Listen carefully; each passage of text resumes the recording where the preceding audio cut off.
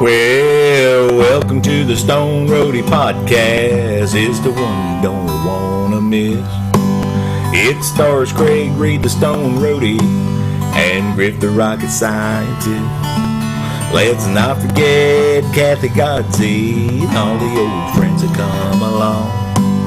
Lord, we'll be talking Skynyrd and leaving you with a song. Good morning. Good morning, everybody. Time to rise and shine. I'm Shelby Barrett, the Stoned for the Stoned Roadie Show, and it's time to wake and bake with Craig Reed and Griff Martin. Oh crap, I started it already. All right.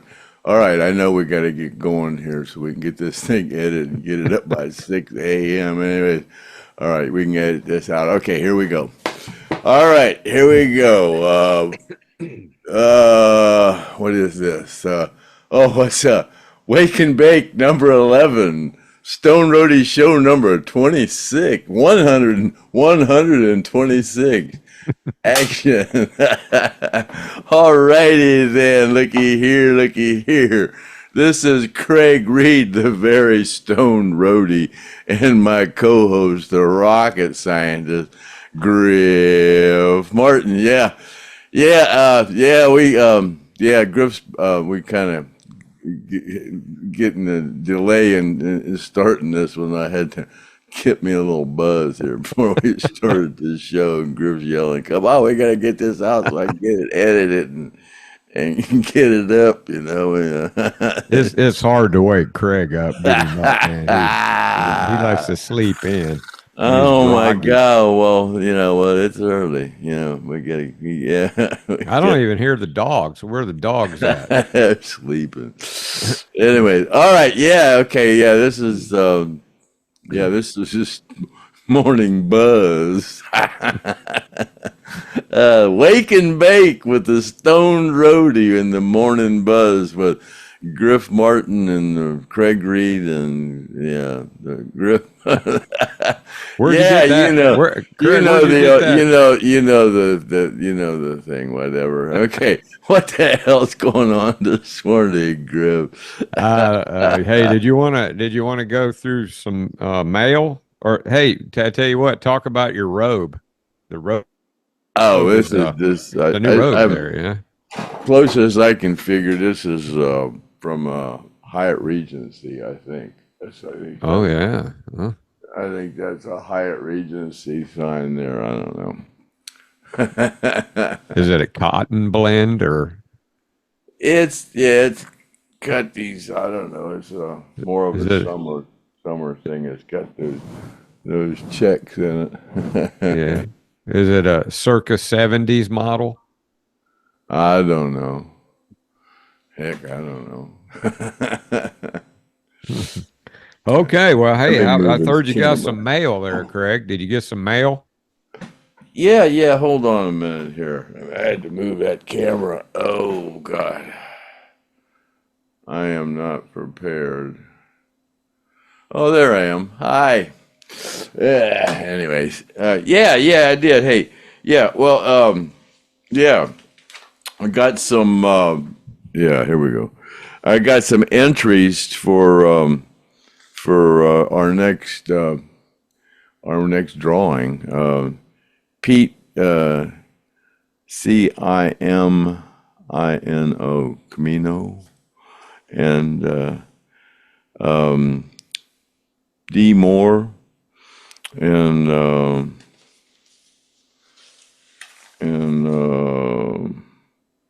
Charles Hudson. All right. Well, hold on here a minute. D Moore. That's Doug Moore. Doug Moore, he sent in $25 with a $25 donation to the Forgotten Survivor Fund, and along with his registration in the next drawing. That's what. How did you get D out of Doug? Well, D, Doug. Well, that's what he had on his envelope here, D. Oh, D, like the Yeah, letter D. just the letter D. Oh, Yeah. okay. I got you. There you go. All There you right. go. Well, you know what? I have a list here for all you wondering about this next drawing. If you're already entered, because we had a little confusion with the mail, and we have 11 people entered already, and we just kind of did it and gave you a number. And I think next time when we do it, we'll just kind of draw a number. Maybe, I don't know. We ain't figured it out, but anyways, listen up, because if you're on the on the list, this is your number. So. Lori Shoemaker, you're number 1. Jim Jennings, you're number 2. JJ, you're number 3. Jack West, you're number 4. Cindy Hudson, you're number 5. And Charles Hudson, you're number 6. TP, you're number 7. Roy Cox, you're number 8. Amanda Harrier, are number 9. Doug Moore is number 10, and Pete Comio is number 11. And it really don't matter as far as I'm concerned, or in my opinion, what number you are, because you're just a number, and we'll throw you in that hat, and we'll jiggle them around and pull out your number, so it don't. But we haven't even asked for people to send anything in yet. Yeah. These are just, they got to jump on it because they got their mail in late for the last one, so yeah. So it we don't haven't matter if you started sent yet. it in early or late. You still got the same chances. Anyway, sorry to keep interrupting you. I just wanted to make sure. I'll forget. I just wanted to make sure that they didn't think that the contest already started. No, we don't even know what we're giving away yet. Well, we do know that. We already promised we'd give away one of those. Another silver dollar, but I don't guess we said we'd do it in the next drawing or not. Maybe we'll leave that a surprise. It's a surprise. We don't know what we're doing, what to do. We don't know what to do. Yeah, it's a surprise still. Yeah, it's still a surprise. But, so is that all the mail you got there, Craig? Yeah, I got. No, I got those. Well, yeah, we got those. Oh my God, I got this great big 5-foot long box today. About I don't know. It took me about an hour to get it open. It was all taped shut. I'm going, and it was from Dave, our disciple Dave. He's always sending me stuff, but he makes those. He makes those real cool banners, man. And I'm going, oh my God, Dave. What kind of a big banner are you gonna send me? I don't know what to do with these. And man, got it opened up, and you know what it is? Oh my God! Yeah, let me show you what it is. Oh, there it is. Yeah, it's the. I gotta move out of the way. It's not very good, is it? Oh, hold on a minute. Well, you know what that is. That's that Lucky Strike pack. Yeah, so he copied that on and he printed it on a big piece of vinyl. Yeah. Is that what it looks like, Craig? Yeah. This I didn't get it. I didn't get a chance to take a picture of it. So I just used this one that was the original. This is the original that was taken from the studio, and it belonged to a friend of mine. I borrowed it off a friend of mine, Ronnie. So I got to it really cool, because thanks, Dave. I'm going to give this to my buddy Ronnie, because I borrowed that one of his, and it got taken down at the studio, and yeah. But anyways, yeah. So he gave me 2 of these 4-footers and 1 5-footer. So I don't know, yeah, what we'll end up doing with them. Yeah, well, we can run a contest. or something. Yeah, they're pretty cool. Yeah, he got me this case. Check the case out back there, Craig. See that case? Oh, I'm trying to move. Says right in the middle, it says "On the Road" with Griff Martin, and then it's got all kinds of cool stickers on it and stuff. And it's a really nice case. It's a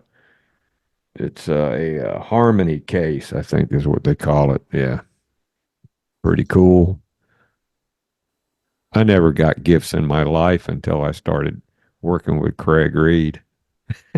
And then there's that sticker that we're getting. Some of these stickers. I've been getting a lot of people wanting interested in getting some of these stickers. Yeah, we have to figure out how we're going to do that. Yeah. Yeah. So Then how about Greg? How about that toothpaste? oh yeah. I mentioned that toothpaste. My health advice for this week. Look at your toothpaste. There's a green. Mine's blue. I thought it was See black. that check thing there? Mine's blue. Well, there's 4 different categories. There's a green. Green is all natural. Blue is natural with some chemicals. Red is natural with more chemicals, and black is all chemicals. So that I'd advised if you got one that's black on it, maybe to change. I don't know, but you don't know what the dang code is, on there like that until because it's not marked on the. This is a fresh box or something here, so there's nothing on there that says the code. So we're gonna open it up here and see what's in here. And it's a blue. Oh yeah, the second worst. And this is AIM here, yeah. And the first one was Pepsodent. Yeah, and now I got a little Hammer. I got a little travel thing here of Colgate, and we're gonna see if it's got a little label on it. Do you have any toothpaste left over from the 70s at the hotel room? No. I bet they It's don't have another little blue. checks. So blue seems to be a pretty popular color. Yeah, when I told Griff about it, he said his was black and he was going to throw it away. And then when he went and grabbed it, because I told him about mine, he said no, it was blue. So well, I wasn't going to throw it away. Blue seems to be a favorable color, and blue, I guess, is the second best. Green, in my opinion, would be the best. It's all natural. But if you find out, Craig, which one's got the black, tell me so, because I'll go buy some and mail it to my old neighbor.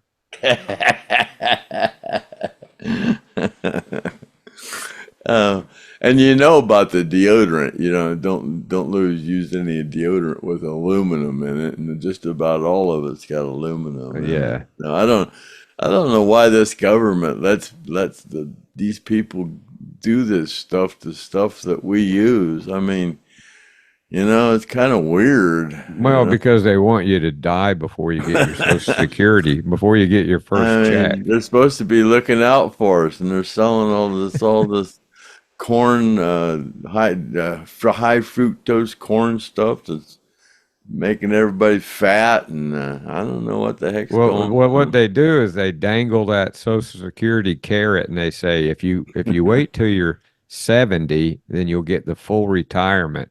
So don't retire yet, and then you die when you hit about 69.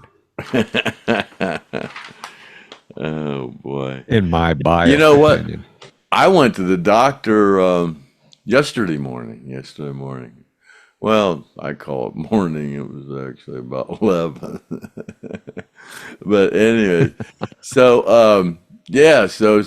my blood, I got. Oh, I said that the other day. I said that I had to go get my blood work done. Yeah, that's right. And I went and had that done, and she gave me the results, and my kidneys are functioning properly, and my liver's functioning properly, and and my blood pressure is is 72 over 120, and ain't bad for somebody my age, I guess.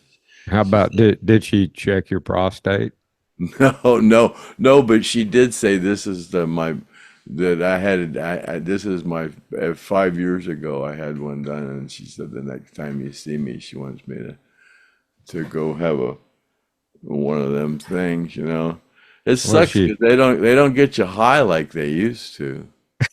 They used to, no, they go, oh man, you'll love it. They get a good buzz. I never heard of them getting you high before they check your I prostate. guess they used to. I don't know. I never had one except for the last one, and I was going, oh, man, I wanted to get high. We don't do that. I think you had some doctor who was trying to get you high so he could check it. He might have used 2 fingers for a second opinion. Back in the old days, they'd give you a buzz that you get your teeth cleaned, but they can't do it anymore. Oh yeah, they'll hardly give you any nitrous anymore. So, Craig, what do you got going on 31st? You said something about it's when you met Skynyrd. Well, yeah, that December the 7th, 1973. That's when I met Lynyrd Skynyrd, December the 7th, and then. But you started working for him the 31st. Yeah, the 31st of January. Yeah, New Year's Day, and then so that's when I went right down to Jacksonville from Atlanta, Georgia. Went right down to Jacksonville and started staying at the 8 Days Inn. That's where Ed King was staying at the 8 Days Inn, and so was Bob Burns was staying there too. It was $8 a day, yeah, the 8 Days Inn. So stayed there a few days, and then I've told the story before about it was like Gary's time to stay out there, and he didn't want to stay. I think I might have stayed out there when it was with Billy. Maybe the night before that, Billy stayed out there, and I think I might have stayed out there with him before it was Gary's turn. And I just said, hey Gary, I'll if you want me to, I'll just stay out here. You don't have to stay out here. And he was so happy. He went out and picked me a mushroom out from under a cow turd, and then Ronnie handed me the .22 rifle, and that was I was the guard of the Hell House. Yeah, people always interested in that Hell House. That's pretty. Yeah, and then you said you got married, and Artimus came. Well, yeah. Then I started. That was before Stu and Chad even came down to Florida, and I was kind of like staying at the Hell House, and then we went. I went up to Ohio, and Sue and we had a little time off, and Sue and Chad came down to Florida with me, and they started staying down there.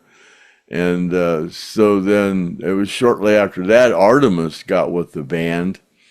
So me and Sue and Chad used to stay out at the Hell House quite a bit, and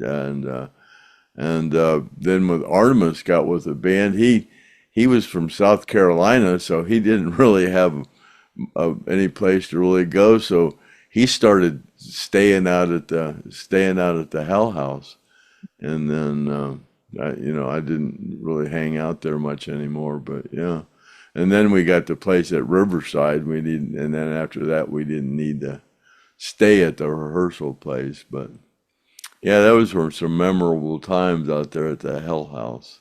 Now you said you were talking about you ended up out in Hollywood there for your birthday. Oh, yeah. It was your first birthday. Yeah, we were only down in Jacksonville for rehearsals for the second album. We went down to Jacksonville, and they did some rehearsing for the second album, and then me and Joe Barnes drove out to Hollywood, out at the record plant, and that's where I spent my 23rd birthday, I guess, in Hollywood. Yeah, out there. And that's where I met John Lennon. It's like, first month I was on in the rock thing. I meet John Lennon, and he comes walking out of the studio, and I'm going, "Do you know who you are?" And he was tickled by that. I went and had lunch with him. Yeah. What did he ask you to go have lunch, or did you just invite yourself? No. He did. He said he just laughed. I said, "Man, you know who you are?" And I said, "Yeah, I'm a roadie with Lynyrd Skynyrd, man. We were just in here." And he just said, "Man, we're going across the street and have lunch." He said, "You can join us if you want." I go, "Yeah, man." Was he familiar with Lynyrd Skynyrd? Do you remember? You know what? I really don't. I don't really think he was. No, I don't think. We were in the Eagles were in the studio too, but he may have been. He came in and he popped his head in the studio, and the band saw him, and they were like in there, and they go, "That was John Lennon," And by the time they came out, we were walking across the street to the restaurant. And "Where's John Lennon?" "Oh, they're walking across the street with your roadie there."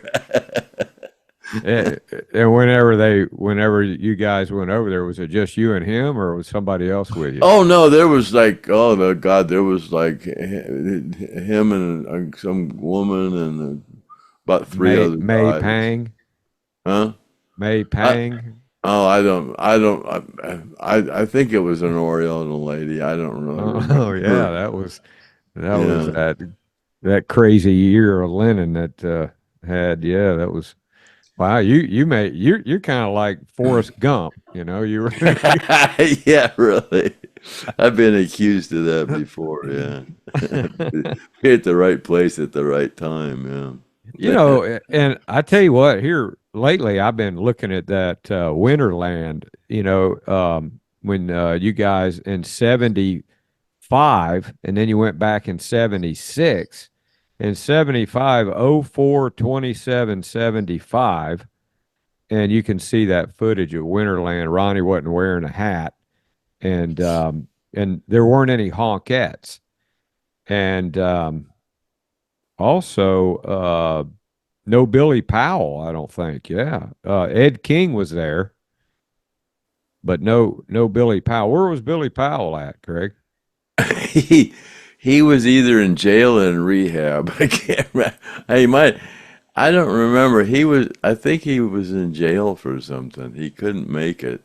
Something happened where Billy couldn't be there. And that guy, Lee Freeman played harmonica. Ed King's friend, Lee Freeman, played harmonica. And his girlfriend, Janice, I think her name was, she did the artwork on the second helping album. She did all the artwork on there.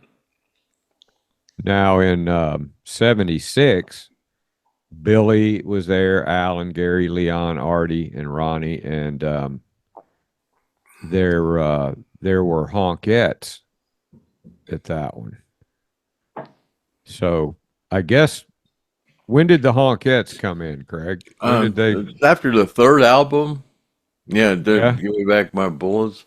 Whenever the first album, they started using horns and background vocals. They had to hire the girls so they could emulate what they did on the record. Well, it was Nothing Fancy, which didn't do too good, and that's why they wrote "Give Me Back My Bullets," because they lost their bullets. Right? Yeah, they did.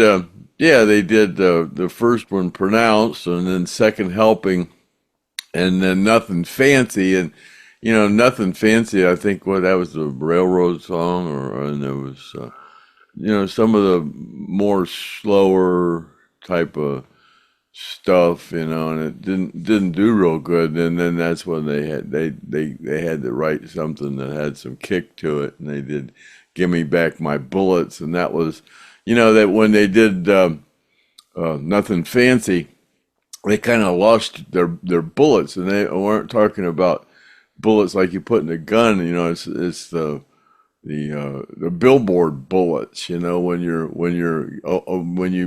do an album, you come out like 25 with a bullet. You know, and that means when you get a bullet, you're on the way up. You know, so as long as you got a bullet, you know, and you're 25, and you're at 10, and you're at 6, and you know, hope you can get to number 1. You know? Yeah, and leave it to Ronnie to put that quirk in a song, which ended up biting everybody in the ass because they started throwing bullets at Yeah, well, they had to quit playing the dang song because people were throwing. They would throw handfuls of 22s, man. Give me back my bullets, and people would peppering the stage with 22 shells. Then they started throwing 38s, and Gary got hit with the 38. Those kind of hurt, you know. Oh yeah, And Randy said, "Man, we got to stop playing that song before they stop throwing them and start putting them in a gun." Yeah, they quit playing that song for that reason. Yeah. and little did they know. Well, we had a few questions on our last podcast that we did. A lot of people like that Kenny Peden telling his story. I guess you know, some of the guys that were watching the last podcast never saw number 16 of the Stone Roadie show with Kenny Peden, so I figured that I'd go ahead and reshare it so you guys get an idea what those guys went through.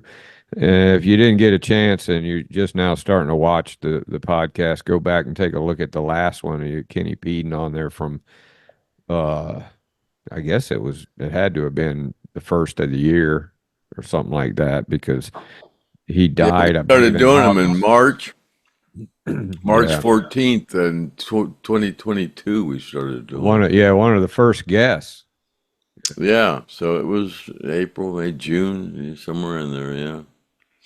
Yeah, so he was a great guest. And then so somebody asked on there about Larry Junstrom in a book, but we came to the conclusion that it was Larry Steele, right? I don't think Junstrom had a book. Yeah, it had to be Larry Steele's book. Yeah, I don't think Larry Junstrom ever wrote a book. And I don't remember the name of Larry Steele's book, but I heard it was a pretty good one. Oh, God, I can't think. Yeah, I'm sure somebody will tell us, straighten us out.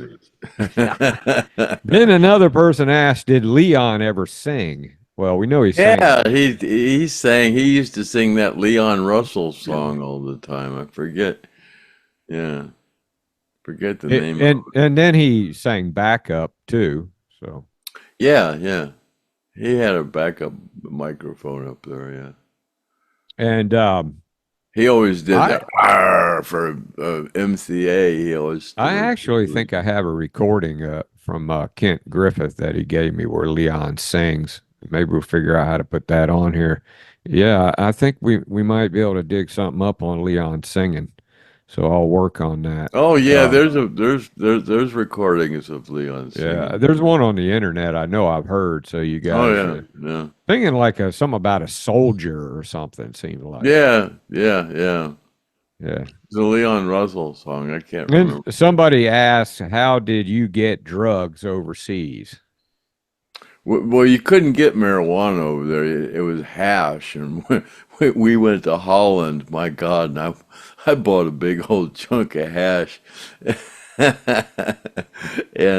it was soft, and I could pack it in those 35 millimeter film canisters. And man, I packed those things. I packed those things full, and I had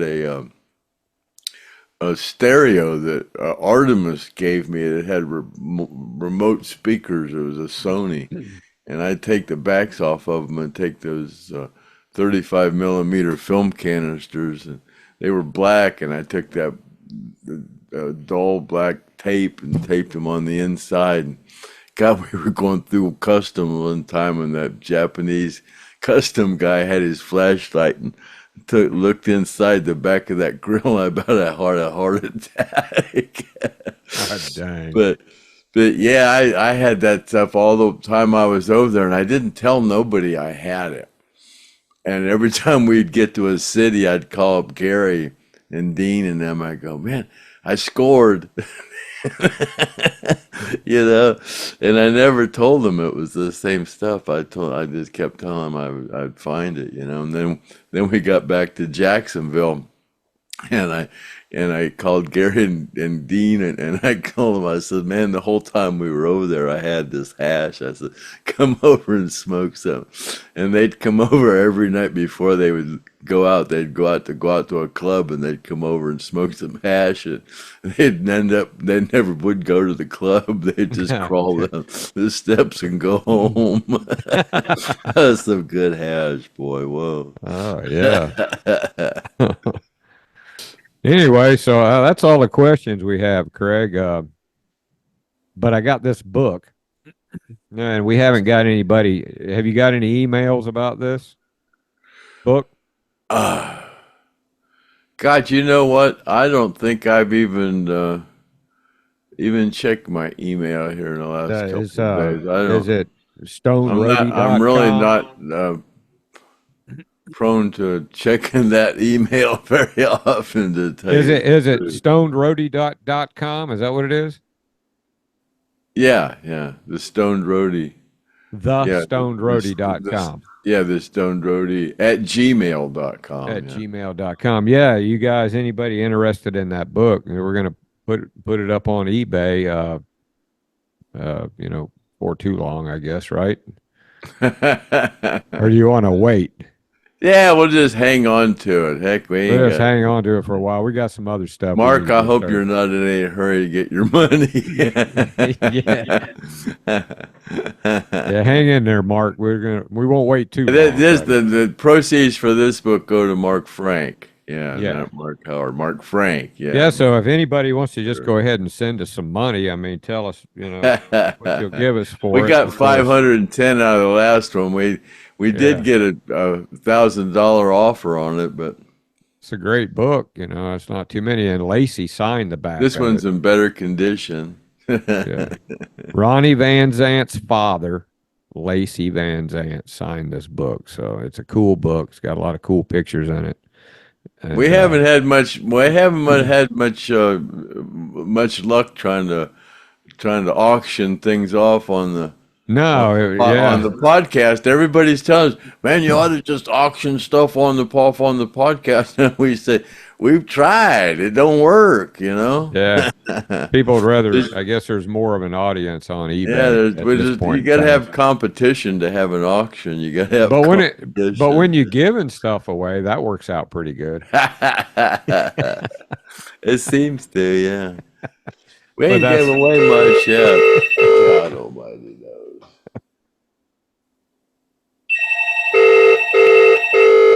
I'm doing a podcast. I'll call you back. All right. All right, Craig. Let's wrap it up, man. That's about it for us. All righty then. Yeah. So all the skin formation we can do for a day. I don't know where my clicker went to. Oh, well. And there it is. Who was it, Larry or Sammy, that said, man, just by the time I'm getting my coffee ready and you guys are happy trails in it. Yeah, really. So anyways, this has been podcast Stone Roadie Show, podcast 126 and number 11 for the Wake and Bake morning show, the morning buzz. And yeah, you can guarantee I always got a morning buzz right until we say action. I'm hitting on my there it is here. Go throw your toothpaste away if you got a black one. My ceremonial pipe here. So anyways, yeah. So yeah, happy trails to you until we meet again, and may the good Lord take a liking to you, and see you later, alligator at the wild crocodile, and we'll call that a wrap. Cut.